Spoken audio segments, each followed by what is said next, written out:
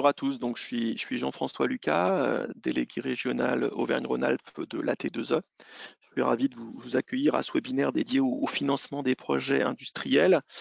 Je voudrais également remercier tous ceux qui ont permis son organisation, les membres du bureau, Coralie, Charles, Jean-Pierre et Magali, ainsi que Margot à l'AT2E, qui a permis toute son organisation.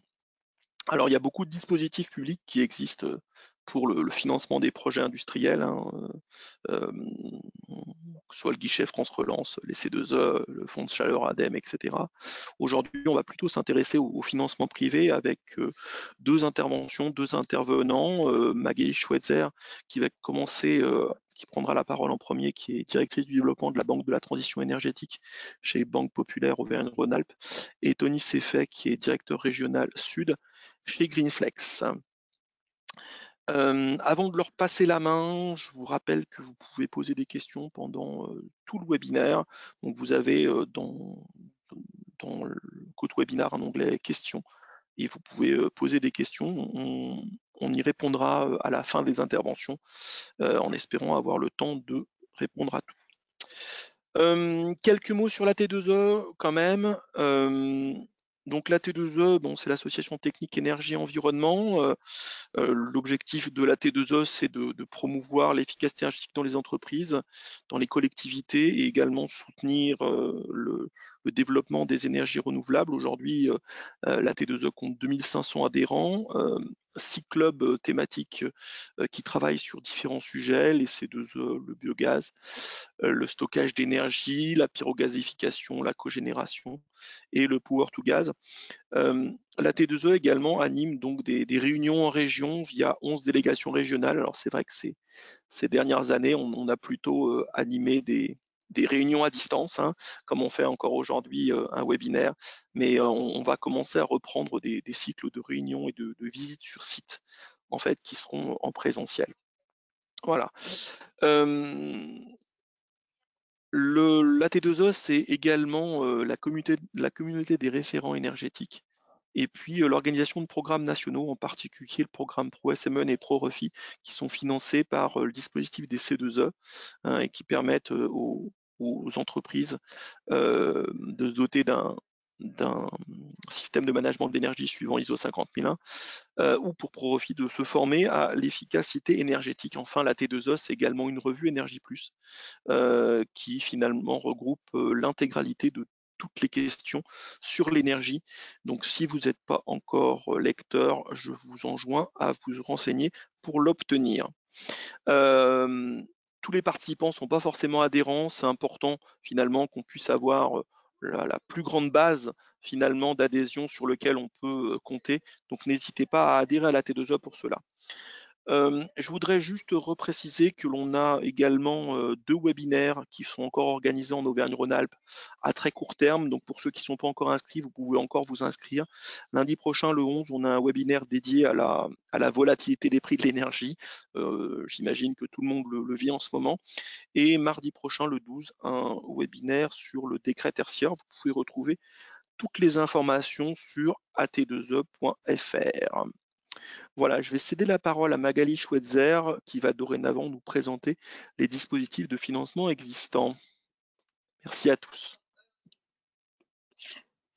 Donc bonjour à tous, donc Magali Schweitzer. Alors je vous prie de m'excuser parce que j'ai donc un problème avec ma webcam. Voilà, je peux pas apparaître à l'écran, donc toutes mes excuses pour cela.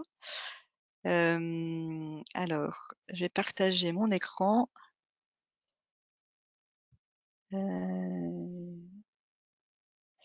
Donc le partage d'écran, par contre, indiqué qu'il est en pause.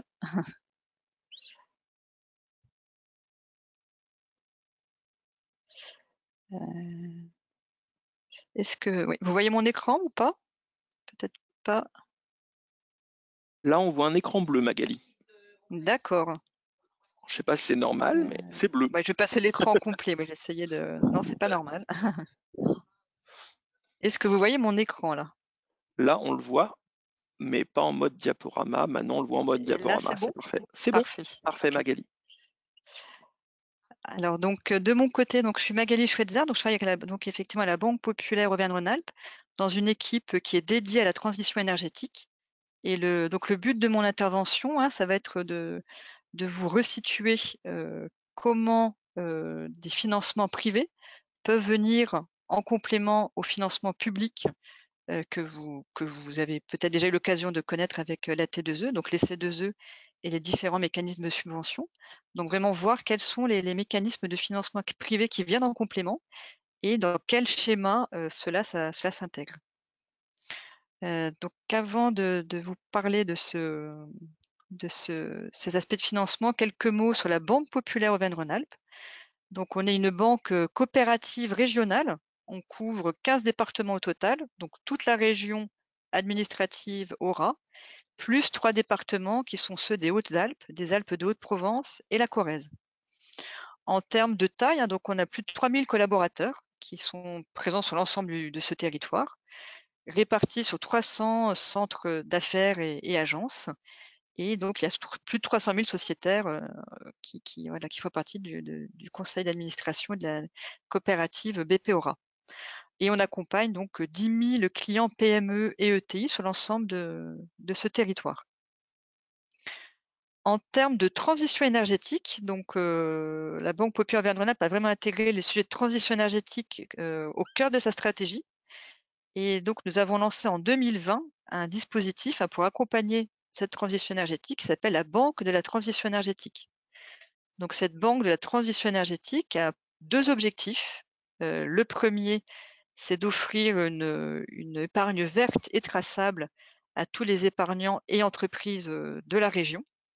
Donc, avec un système de traçabilité un peu innovant. L'épargne collectée sur des livrets spécifiques et des comptes à terme spécifiques permet d'être tracée exclusivement vers le financement de projets de transition énergétique et environnementale régionaux. Donc ce dispositif a été lancé en 2020 et en 16 mois d'activité, donc nous avions pu collecter plus de 200 millions d'euros d'épargne et réaliser plus de 150 millions d'euros de crédit, donc en 16 mois, soit un taux d'emploi de l'épargne de 75%. Et l'ensemble de ces financements et des projets financés sont consultables sur un site internet dédié. Donc il y a ce volet épargne et l'autre volet effectivement, c'est avec cette banque de la transition énergétique, d'offrir un accompagnement complet sur la transition énergétique, donc avec des offres de financement adaptées, de l'expertise développée en interne avec une équipe de 10 experts dédiés et la mise en place de partenariats avec des entreprises expertes sur ces sujets externes à BP Aura. Et voilà donc les thématiques que nous couvrons en termes de transition énergétique environnementale. Donc nous avons des partenariats et des offres de financement sur tous les sujets d'énergie renouvelable, avec toute taille de projets, à la fois en électricité et en chaleur renouvelable. Également, nous couvrons tous les sujets de performance énergétique et environnementale, dont les sujets d'efficacité énergétique et de décarbonation des entreprises dont nous allons parler à l'instant. Et également des sujets d'innovation, à la fois accompagnement d'entreprises et de start-up innovantes, mais aussi de projets innovants sur tous les sujets d'hydrogène vert, de stockage d'énergie, de circuit court de l'énergie. Voilà pour cette présentation donc, de BP Aura de la Banque de la transition énergétique. Donc maintenant sur le sujet du financement de la décarbonation de l'industrie. Donc là, le but de ma présentation va être de vous présenter les différents schémas de financement qui existent et de vous indiquer les outils privés, notamment bancaires, qui viennent en complément au dispositif C2E et aux subventions lancées par l'État ou les régions pour accompagner ces investissements. Donc, en introduction, il y a quand même 2 schémas qui sont vraiment à distinguer en termes de financement de la décarbonation de l'industrie. Le premier, c'est le schéma classique, où l'investissement réalisé, par exemple d'un système de récupération de chaleur ou un système d'efficacité énergétique. Cet investissement est porté par l'entreprise qui va l'utiliser et qui va bénéficier des économies d'énergie. Et c'est elle qui va également porter le financement. Donc là, on va être dans un schéma classique avec des outils de financement tout à fait classiques qui sont l'autofinancement de l'entreprise, la dette bancaire ou du crédit bail. Donc voilà, il y a ce premier schéma tout à fait classique et qui fonctionne pour la décarbonation de l'industrie. Autre schéma qui existe, c'est un schéma où là, l'investissement va être porté par un tiers. Donc, ce n'est pas l'entreprise qui va bénéficier des économies d'énergie, qui va investir dans l'outil qui permet de les réaliser, mais cet investissement va être porté par une société de projet ou un opérateur en efficacité énergétique qui va concevoir, réaliser, financer ces travaux d'efficacité énergétique. Et l'entreprise, en fait, va payer un service à ce tiers. Donc ça, c'est le schéma qu'on appelle tiers investissement, dont vous avez sans doute déjà entendu parler. Et je vais donc vous décrire ces deux schémas, un investissement classique porté par une entreprise et le tiers investissement, et vous détailler comment, en tant que banque, on fait l'analyse et les outils de financement qu'on apporte. Donc ici, c'est un tableau qui récapitule ces deux schémas. Donc les deux premières lignes, on est dans le cas où on va être donc ce financement porté par l'entreprise, et la troisième ligne, c'est du tiers investissement. Donc dans les deux premières lignes, que ce soit du crédit, donc de la dette classique, ou du crédit bail, l'entité qui va être financée, ça va être l'entreprise utilisatrice. Voilà, ça va être vraiment l'entreprise qui réalise l'investissement. Et la banque, qui va apporter le crédit ou qui va faire le crédit bail, va avoir une analyse de risque qui va être essentiellement corporate, et dans la partie crédit bail aussi une analyse de l'équipement assez poussée. En termes de comptabilité pour l'industriel qui va faire ces deux financements, donc en dette, très classiquement, effectivement, ça va être comptabilisé dans la dette, dans la comptabilité de l'industriel.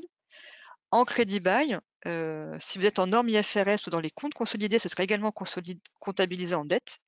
Dans les comptes sociaux, ça peut être comptabilisé en charge. Donc voilà ces deux schémas. Et donc dans ces schémas, donc très classiquement, donc vous aurez la distinction entre le coût de l'investissement et le coût du financement qui seront distingués, et des interlocuteurs différents sur le financement et sur l'investissement. Le modèle de tiers investissement, donc là, ce qui va être financé, ça va être en règle générale une société de projet tierce à l'entreprise. Et l'analyse de risque que va faire la banque, là, elle va financer la société de projet. Et ça va être principalement une analyse du projet, les flux du projet, et aussi la solidité de l'entreprise qui est cliente de sa société de projet. Et dans ces cas-là, on va vous le détailler dans la deuxième partie, mais il y a une possibilité de comptabiliser en charge uniquement les coûts de ces travaux d'efficacité énergétique. Voilà pour ces schémas. Donc, je vais vous les détailler un par un désormais, en voyant comment la banque va faire l'analyse et quels critères elle va retenir. Donc, je reviens à ce financement en dette classique, à une dette portée par l'entreprise qui va faire ses travaux d'efficacité énergétique. Donc, dans ce cas-là, on voit que l'entreprise, qui est représentée ici en orange, va centraliser l'ensemble des financements, à la fois les aides d'investissement à l'investissement public sous forme de subventions qui sont apportées par des opérateurs de l'État, comme l'ADEME par exemple, les C2E, et également la dette apportée par la banque. Et l'entreprise va être titulaire ensuite du contrat de fourniture, elle aura la relation en direct avec le fournisseur de l'équipement. Donc dans ces cas-là, on va être sur la dette tout à fait classique qui va permettre de financer de matériel et de l'immatériel, donc les études pourront être financées par dette également.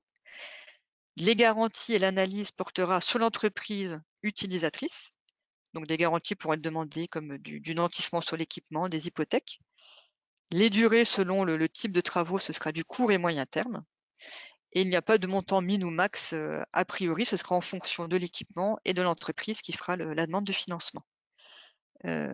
Sur ce schéma, il y a aussi donc il y a la partie financement de l'équipement. Il y a aussi des financements court terme que la banque peut apporter, le temps que les aides soient récupérées auprès des opérateurs de l'État, ou que les C2E soient également récupérés dans le processus de versement des C2E. Donc il y a aussi des processus de financement court terme pour préfinancer ces financements publics. Quelle analyse fera la banque dans ce cas-là? Une analyse tout à fait classique de solidité de l'entreprise qui investit dans le projet, avec l'analyse financière également de l'activité de l'entreprise.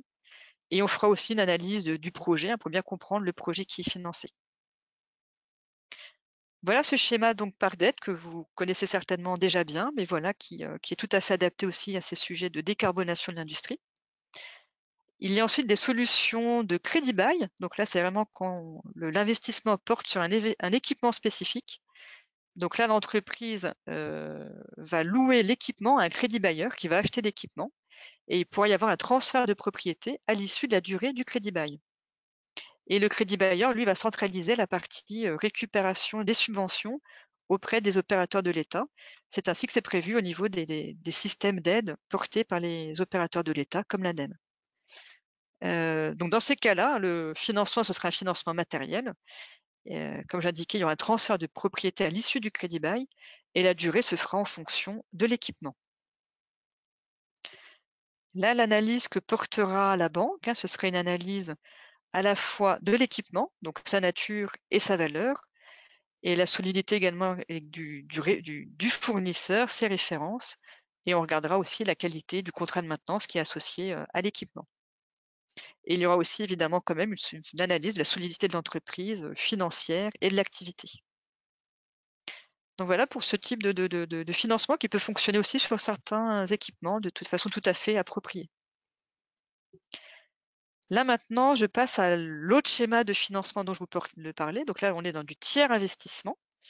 C'est-à-dire que là, ce n'est pas l'entreprise qui va faire les économies d'énergie, qui va investir dans l'équipement et qui va porter le financement, mais une société tierce qui va apporter une prestation clé en main à l'entreprise, qui aura un contrat avec cette société tierce. Donc le type de contrat que l'entreprise peut nouer avec la société de projet, il peut y avoir toute une variété de contrats, et à titre d'exemple, ce qu'on peut voir assez souvent, c'est des contrats de performance énergétique, des CPE, qui va être signé avec cette société de projet. Donc ce qu'on voit dans le schéma, donc la société de projet qui apparaît ici en gris, c'est elle qui va centraliser l'ensemble des financements. Donc à la fois une partie possible de fonds propres qu'elle va essayer de lever auprès d'investisseurs tiers. Elle va centraliser également les aides et subventions venant d'opérateurs de l'État, et elle va centraliser les certificats d'économie d'énergie, les C2E. Et la banque va financer également cette société tierce, donc en complément de ces différents dispositifs, il y aura un complément sous forme de dette. La société tierce va également porter ensuite l'ensemble des contrats, je dirais, de projet et de sous-traitance, avec par exemple un contrat de EPC, un contrat d'engineering, procurement et construction, ou un contrat de maintenance avec un fournisseur ou divers fournisseurs selon le type d'investissement. Donc dans ce cas, voilà, on voit que l'entreprise, elle va signer un contrat avec une société de projet qui va, elle, centraliser l'ensemble du financement. Dans le cas du financement, donc la société de projet, elle va pouvoir être financée en termes bancaires sur du financement matériel et immatériel. Les garanties qui vont être demandées, autant que possible, on essaiera de faire des garanties qui ne porteront que sur le projet, si les caractéristiques le permettent.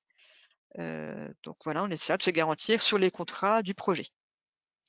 La durée, là aussi, elle sera en fonction du projet, donc en fonction de l'équipement qui sera porté, en fonction du business plan et des contrats derrière de vente avec l'entreprise. Et les montants de financement, donc dans le cas de BP Aura, on peut regarder ce type de financement à partir de 500 000 € déjà. Voilà, c'est que c'est des analyses qui sont un petit peu plus complexes, donc il y a un montant minimal à respecter, il y a toute une analyse contractuelle à faire.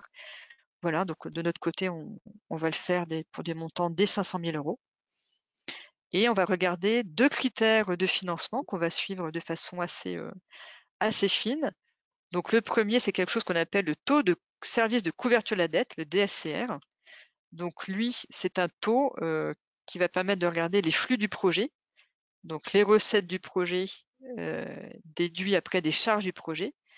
Ce montant, donc ce résultat d'exploitation du projet, on va le ramener au service de la dette qui est à faire, et on voudra qu'il soit évidemment supérieur à ce service de la dette, et à un taux qui peut être voilà, de 130%, 140% en fonction du risque du projet. On regardera ici également le niveau de fonds propres, donc en fonction du projet, en fonction du risque de projet, on demandera un niveau de fonds propres plus ou moins élevé sur ce financement. Donc voilà, donc là on est dans une logique effectivement où on est vraiment sur un financement de projet avec essentiellement une analyse de risque projet. Donc quelle va être l'analyse de la banque? Bon, j'ai commencé un peu à vous l'indiquer, mais ce qu'on va regarder, c'est vraiment donc la qualité intrinsèque du projet.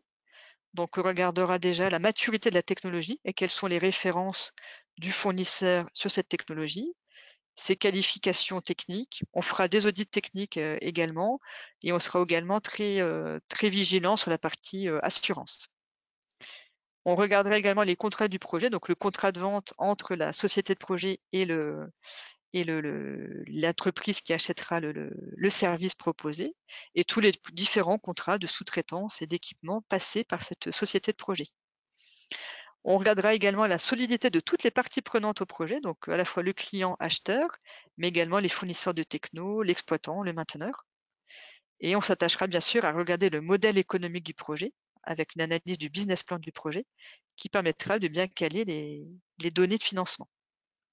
Donc dans ce type de schéma, hein, donc l'interlocuteur de la banque, ça va être la société de projet, qui va centraliser, comme on l'a vu, l'ensemble des financements. Et c'est cette société de projet après qui aura la relation avec l'entreprise qui réalise les économies d'énergie. Voilà, donc c'était vraiment le but, hein, de vous présenter les deux schémas qui existent de façon tout à fait adaptée dans des sujets de décarbonation de l'industrie. Donc un schéma classique où on apporte de la dette à une entreprise qui réalise des travaux. Et là, on a toute une diversité d'outils, les outils classiques bancaires qui existent, qui sont parfaitement adaptés et qui existent sous forme de dette ou de crédit bail, avec des durées court et moyen terme aussi pour accompagner le préfinancement des C2E et des subventions. Donc on a tout un schéma voilà, tout à fait classique qui existe. Côté BPORA, voilà, on propose aussi, s'il y a nécessaire, la possibilité d'accompagnement avec des partenaires techniques pour définir les projets, réaliser les projets et récupérer la partie de financement public s'il y a une nécessité de le faire, hein, que ce soit les subventions et les C2E. Donc on peut apporter aussi cet accompagnement complémentaire avec des partenaires externes. Et après, donc, ce qui existe aussi là dans la décarbonation de l'industrie et que Tony donc Céphée va davantage détailler, c'est la possibilité de tiers financement. Et dans ce cas-là, la dette bancaire va être apportée à une société de projet tierce qui sera l'interlocutrice de la banque dans ce type de schéma. Voilà, j'espère que c'était clair pour vous et puis je pourrai prendre vos questions à l'issue de la présentation, donc n'hésitez pas à les poser dès maintenant et au fur et à mesure de la suite de la présentation. Et donc je vais laisser la parole à Tony.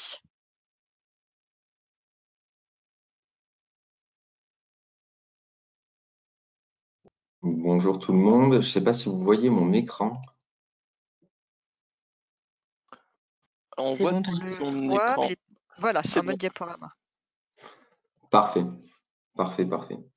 Bonjour à tous, merci Magali pour ta présentation. Effectivement, on va faire un petit focus sur la partie tiers financement, c'est-à-dire que là, on a eu un panorama global des solutions de financement que vous avez et qui existent. L'idée aujourd'hui et l'objectif de ma présentation, c'est de vous montrer de manière concrète dans les projets que vous pouvez avoir au quotidien, de quelle manière ça va venir potentiellement se mettre en musique et vous apporter de la valeur. Quelques mots au préalable pour vous parler un peu de Greenflex. En fait, nous, on est une société qui avons pour objectif d'être le partenaire clé de la transformation énergétique, environnementale et sociétale des organisations.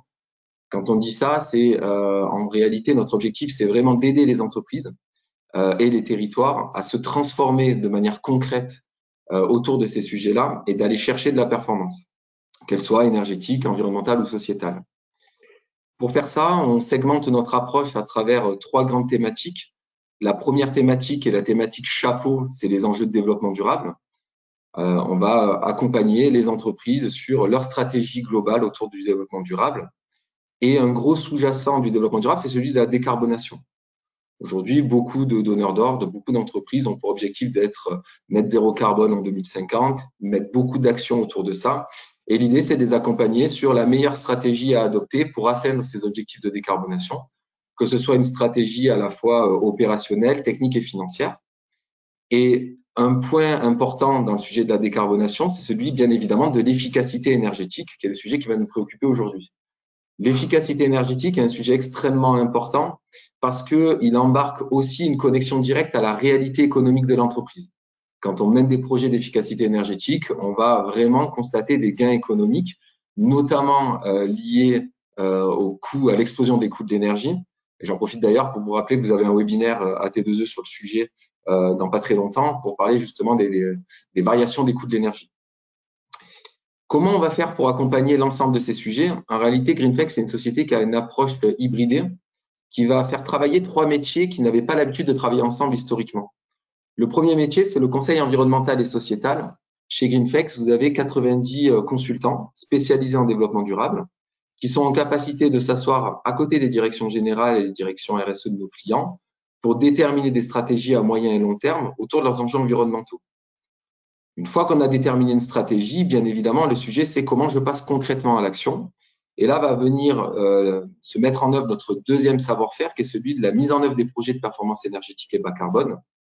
On a aujourd'hui chez Greenflex 200 ingénieurs en énergie sur l'ensemble du territoire qui vont être en capacité d'approfondir des sujets spécifiques pour nos clients pour aller chercher des thématiques de mise en place concrètes dans les industries pour aller chercher la performance énergétique, faire des APS, des APD et mettre en place des projets. Et puis très souvent, quand on arrive sur cette thématique-là, la problématique des clients, et c'est celui qui va le focus d'aujourd'hui, c'est comment je vais financer ces projets-là et comment finalement je vais leur donner vie. Très souvent, il existe un arbitrage dans les entreprises qui consiste à réfléchir en termes de retour sur investissement, avec un cut qui consiste à dire, moi aujourd'hui, si j'ai un retour sur investissement supérieur à 2 ans, je ne fais pas. Et comme notre objectif, je rappelais au départ, c'est celui d'aider les entreprises à se transformer, le but est de mettre en place l'ensemble des outils à disposition pour nos clients pour aller se transformer concrètement et donc intégrer des notions de financement qui vont permettre d'accélérer ce fameux retour sur investissement et de mettre en place des projets. J'y reviendrai tout à l'heure, bien évidemment, avec des exemples concrets. Quelques chiffres sur Greenflex. Greenflex, c'est 360 millions d'euros de chiffre d'affaires pour 500 collaborateurs.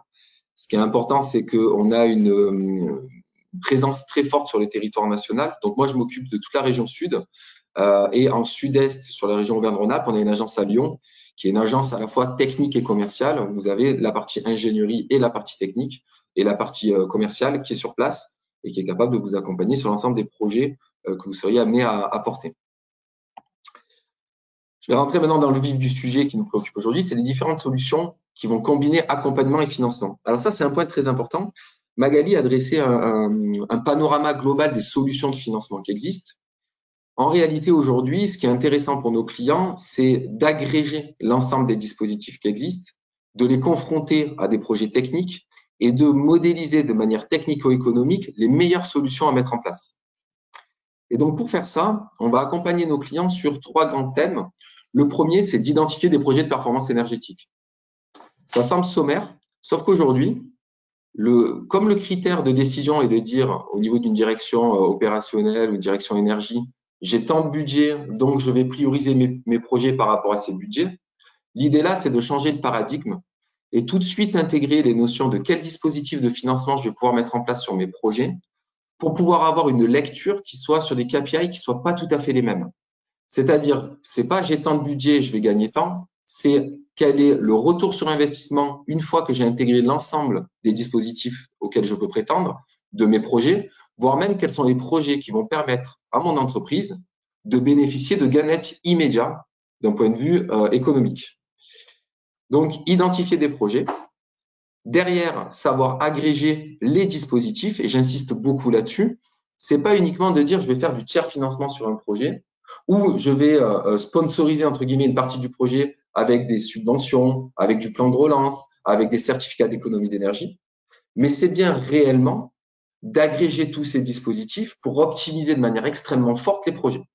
Et pour les optimiser, il faut aussi avoir une capacité à regarder techniquement les projets, parce que très souvent, on va se rendre compte que certains surinvestissements, qui peuvent sembler être des surinvestissements, vont donner lieu parfois à des gains énergétiques bien supérieurs, donc une réalité économique différente qui va permettre d'accélérer le projet, ou vont permettre également de bénéficier de gains et de subventions supérieures en prismant le projet d'une manière un tout petit peu différente.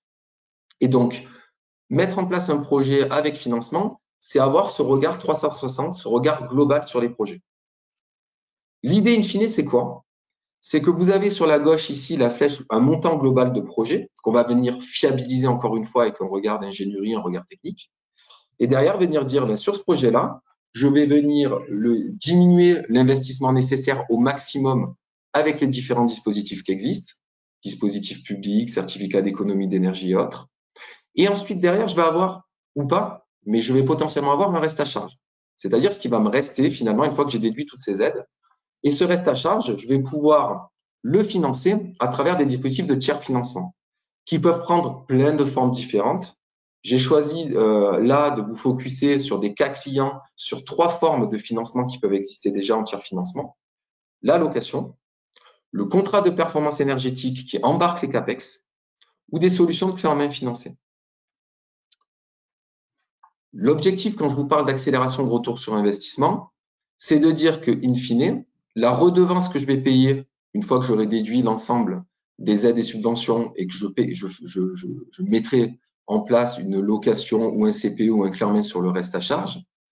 L'objectif, c'est que cette redevance, une fois que j'en déduis les gains énergétiques et les gains de maintenance, va permettre finalement d'accélérer très fortement le retour sur investissement, voire également d'avoir des gains nets immédiats.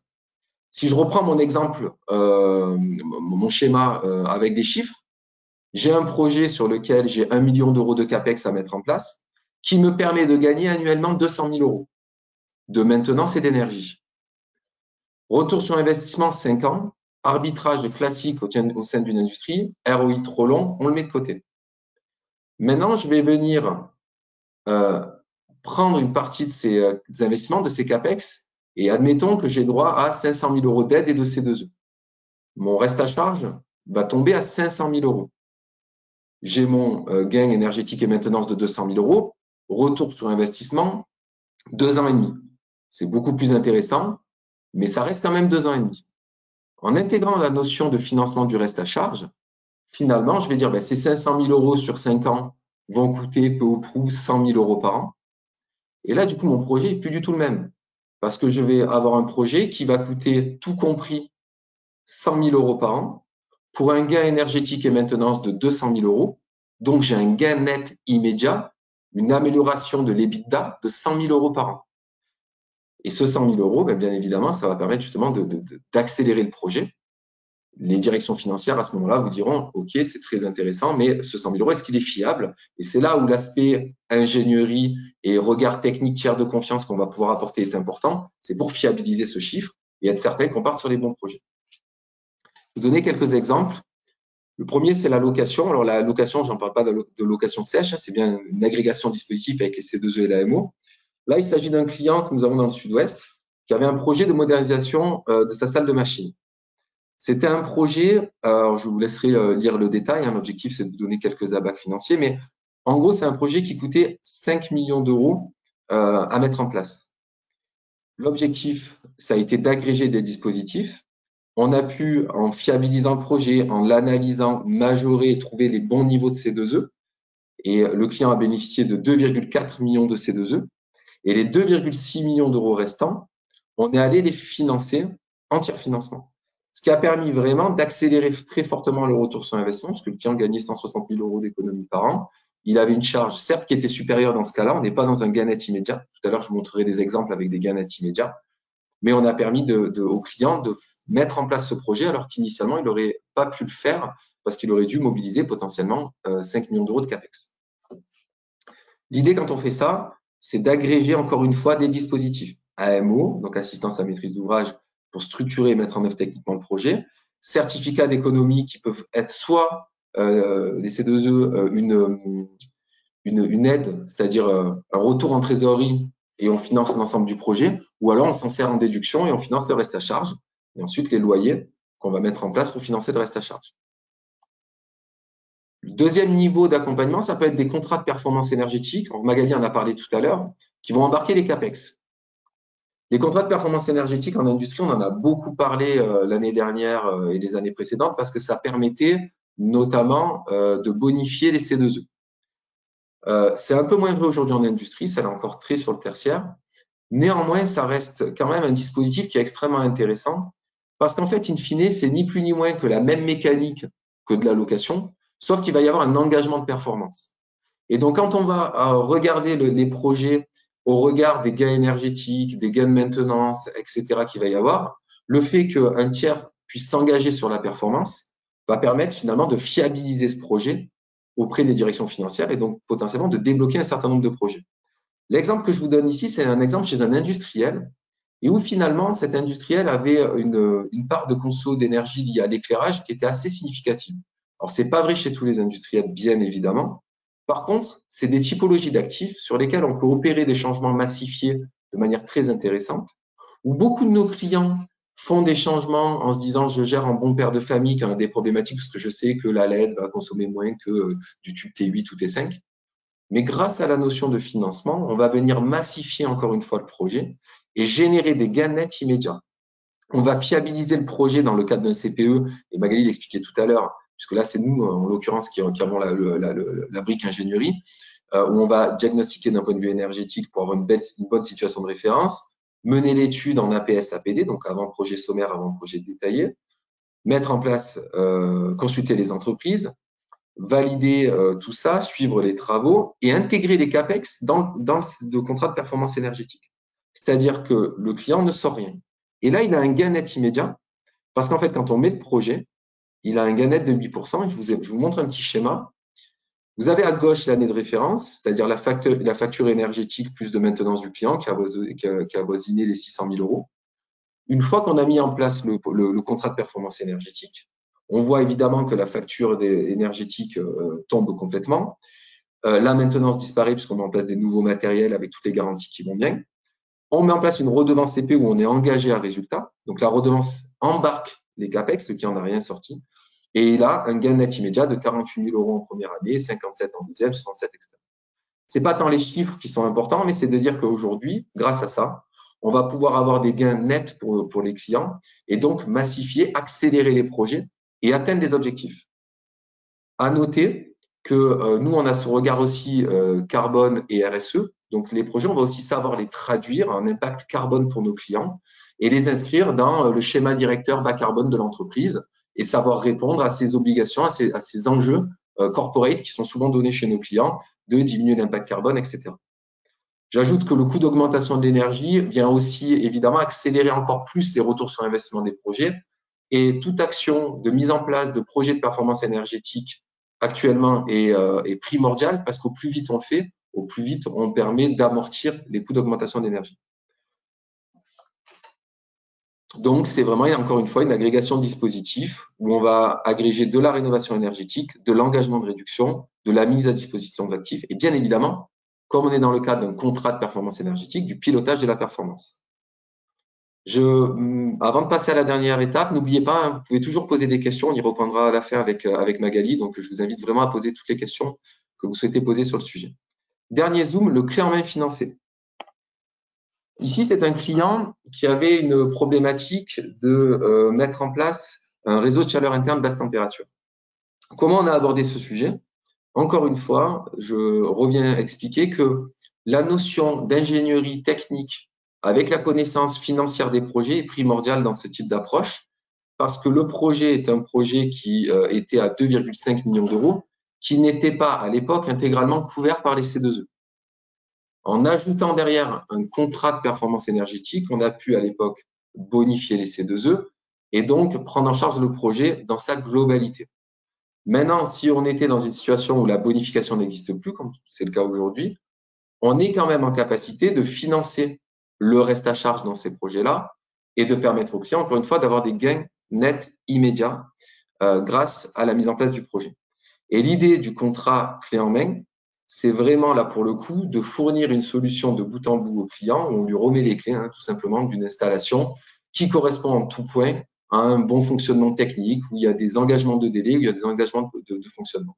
Derrière, effectivement, on peut rajouter un engagement de performance énergétique si besoin sur l'installation. Mais l'idée là, c'est de se dire, j'analyse un projet et j'agrège encore une fois tous les dispositifs qui vont bien, C2E, tiers financement, etc., avec un engagement technique cette fois-ci sur le projet à sa livraison, un engagement autour de la conception, fourniture et réalisation, pour permettre d'avoir les projets les plus sécurisés possibles. Donc, cette approche-là, c'est vraiment encore une fois une approche où on va travailler d'un point de vue technique sur la partie clé en main, prendre en charge toute la partie subvention publique, C2E, et financer le reste à charge. Je rentre pas dans les détails techniques, bien évidemment que derrière, ça peut être porté par une société, c'est porté par une société de projet, mais comme ça vous a déjà été détaillé d'un point de vue, je dirais, bancaire, process interne, ce que je voulais vous faire ressortir ici, c'est d'un point de vue très opérationnel, comment ces projets peuvent s'inscrire dans votre roadmap, dans votre stratégie de décarbonation et de performance énergétique, en se connectant à la réalité économique et en finalement en créant comment dire, un décloisonnement entre les enjeux des directions financières et les enjeux des directions techniques qui sont souvent pas tout à fait les mêmes.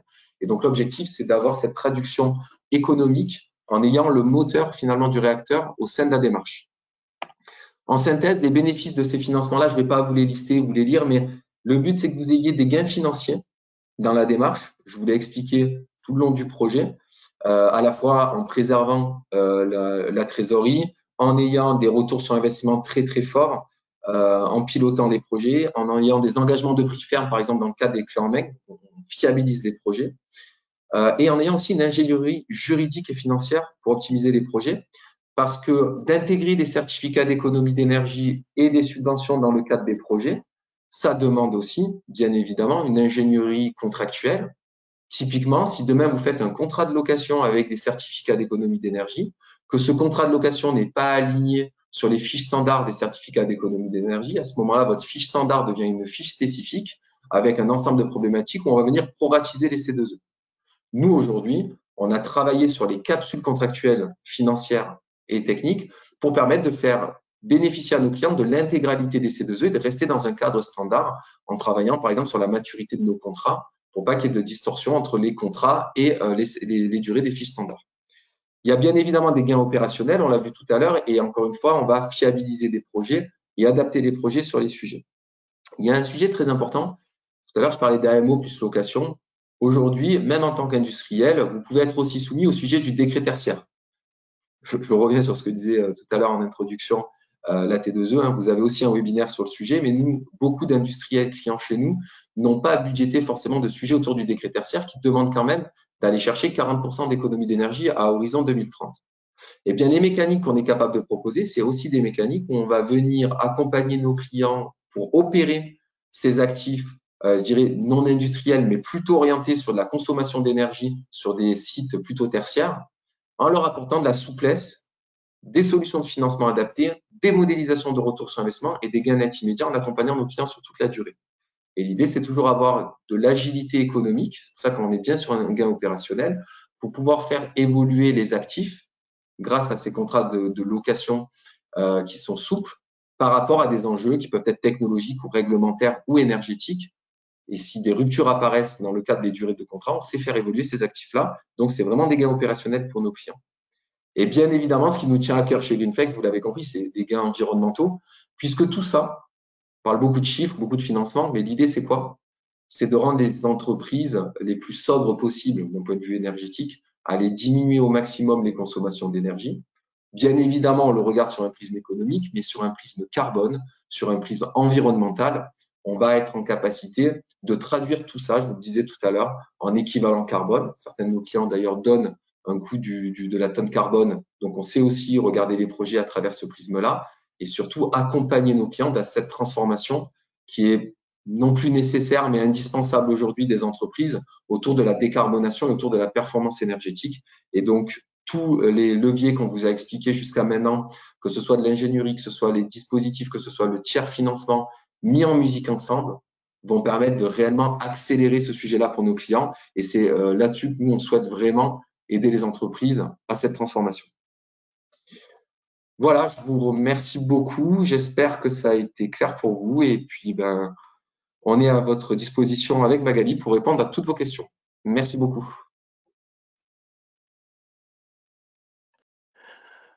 Merci Magali, merci Tony. Donc il y a eu, oui, quand même pas mal de questions qui ont été présentées et posées. Vous pouvez toujours en poser. Je vais essayer de faire un point sur celle-ci. Alors, tout d'abord, on a fait un webinaire aujourd'hui où on a insisté finalement sur les financements privés qui peuvent venir en soutien au financement public parce qu'un webinaire qui parlerait de du public et du financement public et des financements privés, ça tient pas vraiment dans le temps d'un webinaire, d'autant plus qu'il y a déjà beaucoup d'événements dans le domaine du soutien public. Donc de fait, on s'intéressait dans ce cas-là qu'au financement public. J'espère que ça a été clair pour tout le monde. Il y a eu des questions à ce sujet-là, c'est pour ça que je me permets de le faire, et une question sur des éléments à ce propos-là. Alors c'est peut-être plus Margot qui va peut-être pouvoir répondre que Tony ou Magali, si Margot tu es encore là, à savoir si sur le site de la T2E, les replays des webinaires consacrés aux appels à projets ADEME ou à ce type de financement public sont toujours disponibles, parce que c'est peut-être un petit peu tard. Non, ils sont toujours disponibles. Voilà, donc j'encourage finalement les auditeurs qui aimeraient avoir plus d'informations sur les dispositifs de soutien public à regarder sur le site de la T2E les webinaires qui existent déjà et qui sont en replay, en particulier sur le plan France Relance. Et en général, sur ces webinaires-là, on reprécise les autres dispositifs de soutien public qui existaient.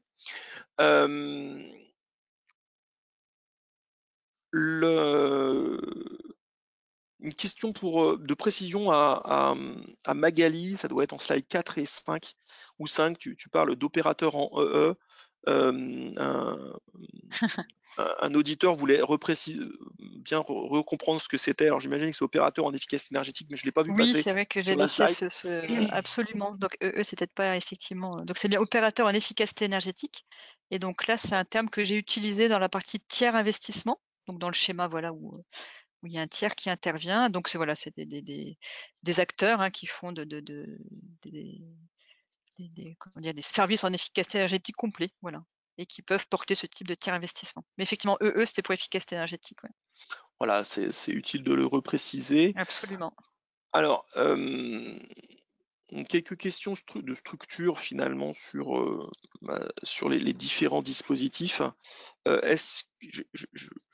Les questions sont arrivées, il y avait encore des discussions derrière, en particulier de ta part et de Tony, donc il y a peut-être des précisions qui ont été apportées, mais est-ce que tu pourrais résumer finalement au niveau fiscal les différentes solutions, ce qu'elles apportent d'un côté et de l'autre, et les délais moyens pour mettre en œuvre chacune des solutions en regard?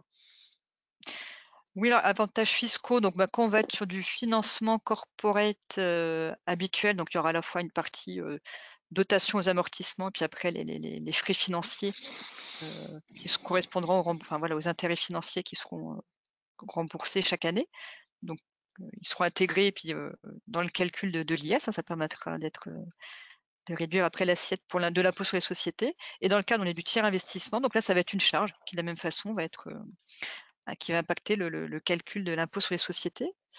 Et après, en termes de délai moyen, donc là, ça va dépendre quand même effectivement de la taille du projet. Enfin voilà, plus l'investissement va être conséquent, voilà, plus il y aura d'analyse à faire. Mais selon sur quand on parle de décarbonation de l'industrie ou d'autres sujets, le délai va être classiquement celui qu'on a quand on analyse un dossier de demande de crédit ou de crédit bail, donc voilà, de quelques semaines. Il ne faut pas hésiter à venir nous voir même assez tôt en amont, même quand le projet n'est pas complètement finalisé, parce qu'au moins on peut anticiper en amont, préparer.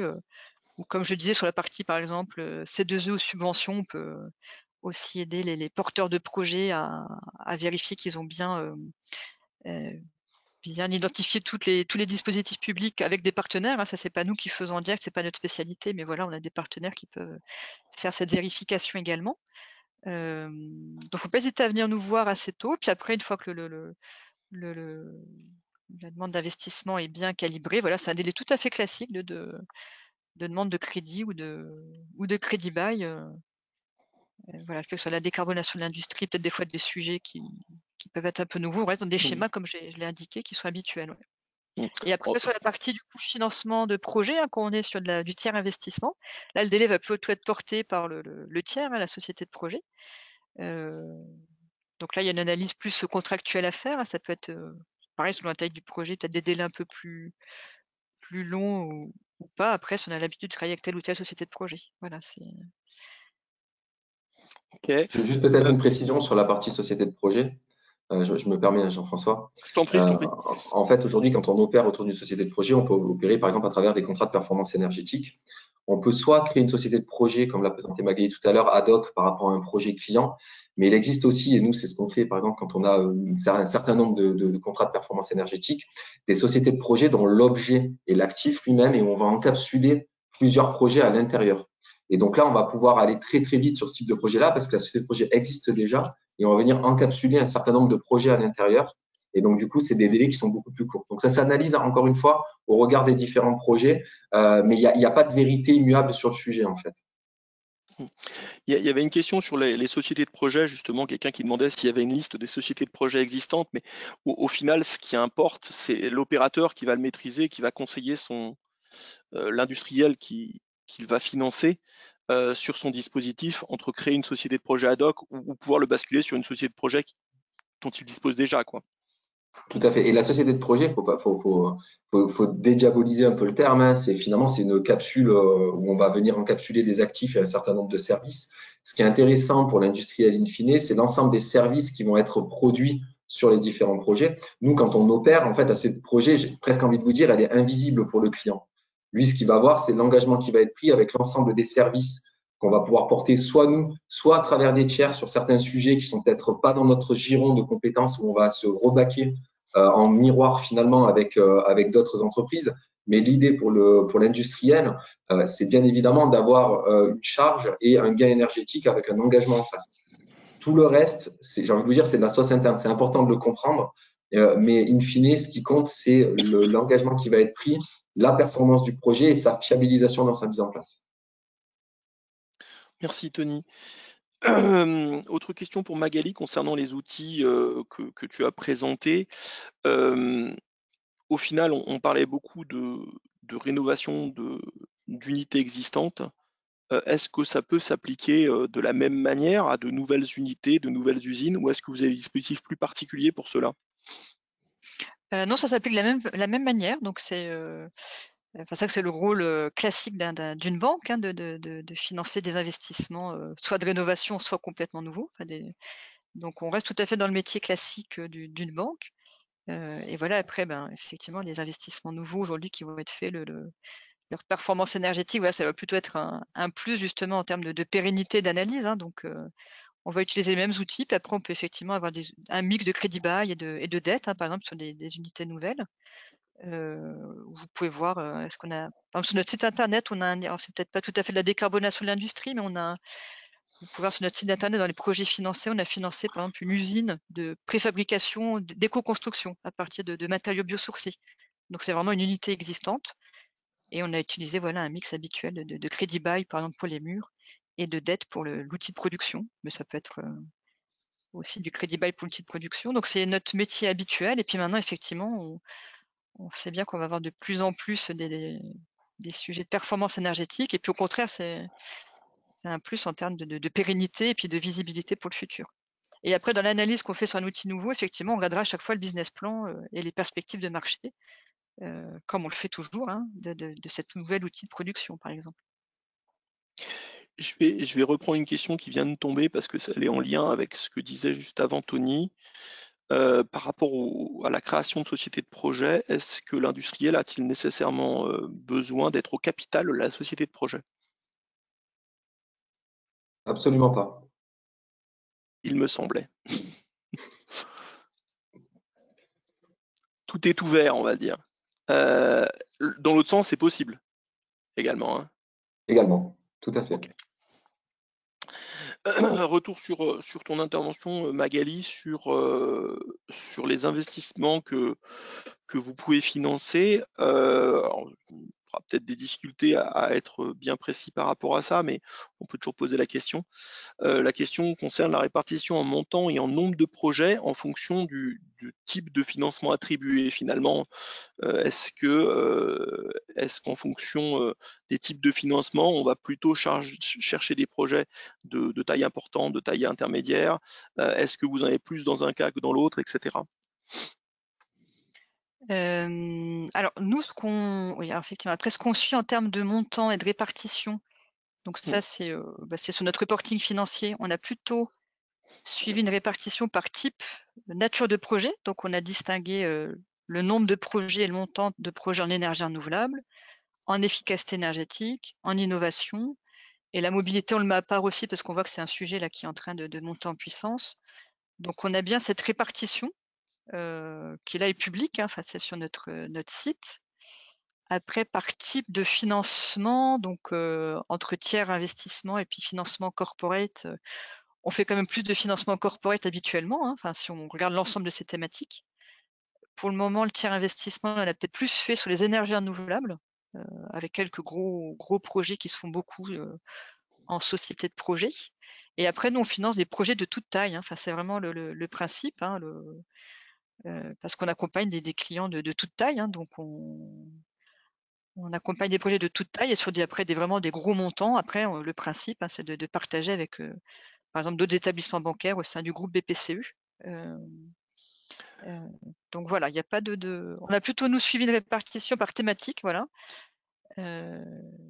Ce qu'on peut peut-être préciser, c'est que si tu as un investissement dans un variateur de fréquence pour un moteur et que l'investissement est de 10 000 €, j'imagine qu'on ne va pas créer une société de projet pour ça, quoi. Non, absolument. Voilà, donc le montant que j'indiquais, effectivement, nous, on va regarder du financement de projet, plutôt à partir de 500 000 €. Parce que l'analyse de notre côté, là, il y a quand même une analyse, voilà, il faut regarder quand même les différents contrats, il y a une analyse plus poussée, voilà. Donc effectivement, nous, le montant minimal, ça va être 500 000 € pour du financement de projet. Ça, c'est le côté BPOA, c'est notre fonctionnement. Juste un point de précision, il n'y a pas forcément de corrélation entre le montant du projet et le fait de monter une société de projet. Alors bien évidemment, quand on monte une société de projet ad hoc, il y a des frais de constitution qui font qu'on est obligé d'avoir un certain montant. Par contre, on peut être amené sur des projets qui font 2, 3, 4, 5, 6, 7 millions d'euros à utiliser du financement, tiers financement type leasing classique. En fait, ça va dépendre de la structure de ce qu'on finance. C'est-à-dire que si on est sur un actif identifié simple, même si les montants sont élevés, ça peut totalement être compliant avec du leasing classique, par exemple. Si on est sur beaucoup de travaux, sur de la durée, sur une complexité technique du projet, sur un ensemble de choses à intégrer, le SPV va s'y prêter beaucoup plus parce qu'il va pouvoir encapsuler tout ça de manière très simple. C'est aussi une clé de lecture, en fait. Et voilà, effectivement, 500 000 €, ça va aller pour la partie banque. Enfin, je dirais, voilà, nous, de notre côté, qu'on va faire l'analyse. Mais après, effectivement, il y a montage possible. J'ai une question C2E hein, qui est un petit peu hors du scope, mais si on a la réponse, on peut répondre. Sinon, on verra comment faire répondre le club C2E concernant des installations finalement neuves sur la notion de consommation de référence. Est-ce que quelqu'un a l'information? Est-ce que Tony a l'information? Comment est-ce qu'on peut appliquer une consommation de référence sur une installation neuve? Alors, je pense que mes ingés ont la réponse, mais moi, directement, non. Je l'ai pas. Bon, bah, ce qu'on propose, c'est qu'on fera une réponse écrite par le club C2E directement à la personne. Ça sera plus simple, puisque ce n'était pas vraiment l'objet du webinaire. Une question qui vient d'arriver, qui suit finalement la discussion qu'on avait juste avant. Quel est le plus petit projet ayant donné lieu à une société de projet pour Greenflex? Puisqu'on parle des montants. Alors, moi, j'ai envie de vous répondre qu'on a des projets même à 100 000 €, mais qui ne donnent pas lieu à une société de projet spécifique, mais qui vont être encapsulés dans cette fameuse société de projet globale sur lesquelles on peut prendre des projets. Donc, si la question, c'est l'agilité pour être en capacité de prendre des projets à petit montant pour l'intégrer dedans, on sait totalement le faire. Et je vous dis, on a notamment une société de projet, nous, qui encapsule tous nos CPE éclairage. Et donc là, il n'y a pas de limite au minimum puisque la société est déjà constituée et on va venir agréger tous nos dispositifs à l'intérieur pour l'opérer derrière. D'accord. On va revenir, on parlait du décret tertiaire, donc je rappelle qu'il y a un webinaire la semaine prochaine à T2E Aura et à T2E Bourgogne-Franche-Comté sur le décret tertiaire, donc n'hésitez pas à vous inscrire pour avoir plus de précisions. Est-ce qu'il y a des dispositifs particuliers pour financer la mise en œuvre du comptage énergétique et des travaux dans le cadre du décret tertiaire? Alors, la question est large. Il existe des dispositifs, par exemple, il y a aussi en plus du décret tertiaire le décret BAX qui oblige à installer des GTB dans certaines conditions. Et les GTB aujourd'hui, donc les gestions techniques de bâtiments, sont extrêmement aidés par les C2E en environnement tertiaire, il faut le savoir. Et aujourd'hui, nous, on réfléchit au projet dans cette globalité. On sait intégrer aussi ces sujets-là à travers des contrats de performance énergétique. D'ailleurs, on va pouvoir s'engager sur l'usage. Quand on est sur l'environnement tertiaire, ce qui est important de noter, c'est que effectivement, pour aller chercher 40% d'économie d'énergie, on va plutôt être sur des plans de changement d'actifs que sur du comportemental. Le comportemental, on va aller chercher 5-10% maximum. Pour aller chercher le complément, on a l'obligation finalement d'aller opérer des actifs. Nous, chez Greenflex, on a créé une offre d'accompagnement global qui s'appelle le programme de performance énergétique, dans lequel on va réintégrer tous les actifs qui sont déjà présents chez nos clients à travers une opération en fait, de rachat d'actifs. On va venir les piloter et les opérer dans le temps pour aller chercher la performance, où on va rajouter, nous, des dispositifs qui sont encapsulés dedans, que le client n'a pas besoin de prendre en charge d'indicateurs de KPI de performance énergétique. On va suivre donc les consos d'énergie, on va récupérer les actifs, on va venir les opérer et proposer des changements aux clients pour aller diminuer la consommation d'énergie. Et donc, à l'intérieur de ça, peuvent être embarqués dans certains cas, dans certains dispositifs, dans certains changements, des C2E. Je renouvelle de l'éclairage, j'ai droit à des C2E sous certaines conditions. Donc oui, il y a un ensemble de choses qui permettent d'aider la mise en place du décret tertiaire. Le tiers financement est selon moi une clé fondamentale en disant je prends ces actifs, je les opère dans le temps et derrière on va venir agréger encore une fois tous les dispositifs. Maintenant, il y a des dispositifs comme je vous ai cité, il y en a certainement d'autres, c'est au cas par cas et ça dépend dans quel cadre on est. Il ne faut pas oublier que dans le décret tertiaire, on dit tertiaire, mais par exemple la logistique, chez un industriel, les centres de logistique sont considérés comme des zones tertiaires. Et donc, on va opérer ces zones-là de manière différente de zones bureaux. Donc, on va analyser vraiment cette approche-là pour pouvoir aller chercher la performance dans un environnement économique maîtrisé et justement pallier la problématique de dire j'ai pas forcément prévu des lignes sur ce sujet-là. Ok. Dernière question, et je pense qu'on aura fait le tour. Est-ce que vous financez du photovoltaïque chez Greenflex? Oui. Je sais faire des réponses courtes. Hein. Oh, mais on a encore du temps, tu sais, hein, tu peux faire une réponse élaborée aussi. Bah oui, absolument oui. Et oui, si je peux pas, oui, après côté banque populaire aussi, après ça sur le photovoltaïque, les outils que je présentais, sur l'efficacité énergétique, on a les mêmes outils à la fois de la dette, du crédit bail aussi, on a développé un outil de crédit bail sur du photovoltaïque, et aussi la possibilité après du coup de tiers financement. Et là, typiquement, on a les mêmes schémas, on peut avoir des sociétés une société de projet qui va agréger plusieurs projets, puis voilà, nous on ira financer la société de projet qui aura agrégé plusieurs projets sur plusieurs toitures ou plusieurs parkings. Enfin voilà, on est vraiment dans les mêmes schémas de financement avec cette particularité qu'il peut y avoir un tarif d'achat qui permet d'avoir des durées plus longues sur les financements. Voilà. Okay. Juste comme il y a des gens qui ont réagi par rapport au C2E, je vais juste refaire une précision par rapport aux réactions qu'on a eues, mais on fera quand même une réponse à la personne parce que ça ne couvre pas tout le scope, la réponse.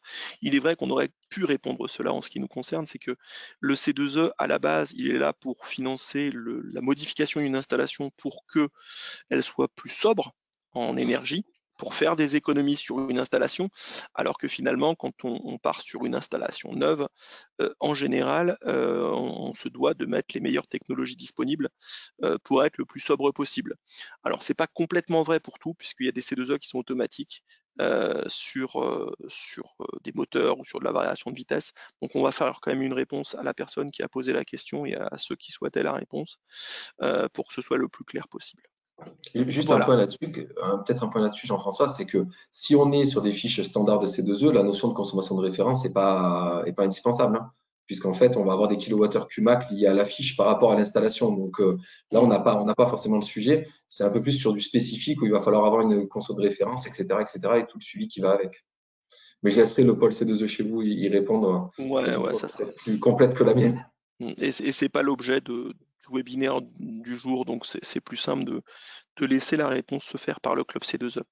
Je crois qu'il est temps de conclure. Je voulais tous vous remercier, donc Magali, Tony et puis l'ensemble des organisateurs et Margot pour la tenue de ce webinaire qui a permis de clarifier un certain nombre de choses. sur les financements privés. On a eu une séance de questions assez riche. Je vous rappelle que les supports seront disponibles et le webinaire sera disponible en replay sur le site de la T2E assez rapidement.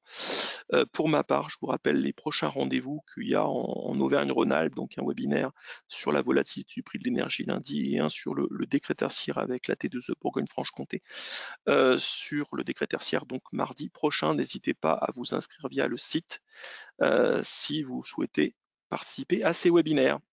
Merci à vous et bonne journée. Merci tout le monde, bonne journée. Merci.